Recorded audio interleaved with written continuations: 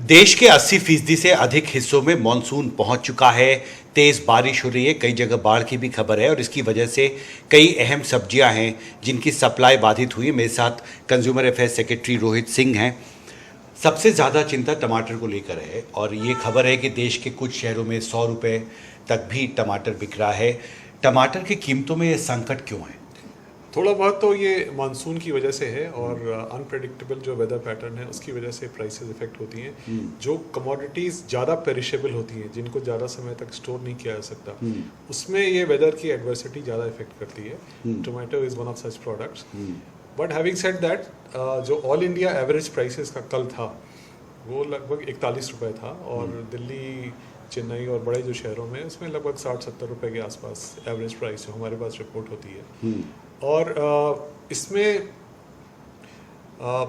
संतोष की बात यह है कि लगभग अगले 15-20 दिनों में this will come under control, because Himachal Pradesh में सोलन और सिरमौर से सप्लाईज विल स्टार्ट कमिंग। और वैसे ही देश के अन्य भागों में जैसे आंध्रा में कोलार, मदनापल्ली, कर्नाटका के जो एरिया हैं वहाँ से भी सप्लाईज आ जाएंगी। तो this is just a very temporary thing and we should not be worry too much about it. तो आपको लगता है कि 15 से 20 दिन में जहाँ पर टमाटर बहुत महंगा बिक रहा है वहाँ पर कीमतें नियंत्रित होनी शुरू हो? बिल्कुल।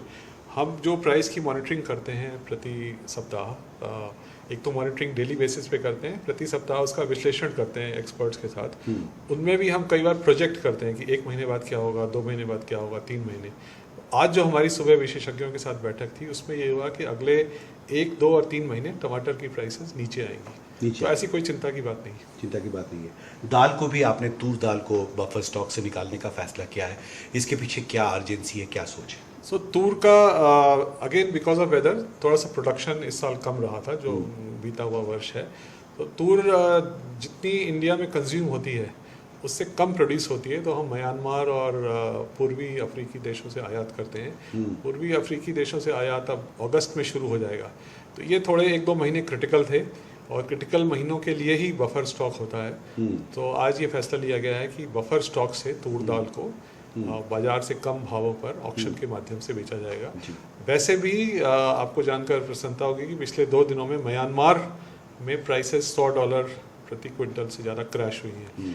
और इसके साथ ही हमने ये जो उपाय किया है मार्केट में रिलीज़ करने का, इन दोनों को मिलाकर अगले कुछ दिनों में तूर प्राइसेस में काफ़ी कमी आएगी, ऐसा हमारा मानना है। एक आखिरी सवाल, आपने ओपन मार्केट सेल स्कीम के ज़रिए गेहूं व चावल के स्टॉक को भी ऑफलोड करने का फ़ैसला किया है, मार्केट में उसकी बढ़ोतरी हो सप्लाई की। इसको भी लेकर क्या अपडेट है और क्या इससे आप अचीव करना चाहते हैं? देखिए, ये जो सारे स्टेप्स हैं इसका एक ही पर्पस होता है कि देश में जो अफोर्डेबिलिटी और अवेलेबिलिटी, ये हमारे 2 गोल्डन प्रिंसिपल हैं। और इस विभाग का यही कार्य और फूड विभाग जो हमारे सहयोगी हैं उनका भी, कि देश में जो आवश्यक वस्तुएं हैं इसकी अवेलेबिलिटी और अफोर्डेबिलिटी उसको हर तरह से मेंटेन किया जा सके।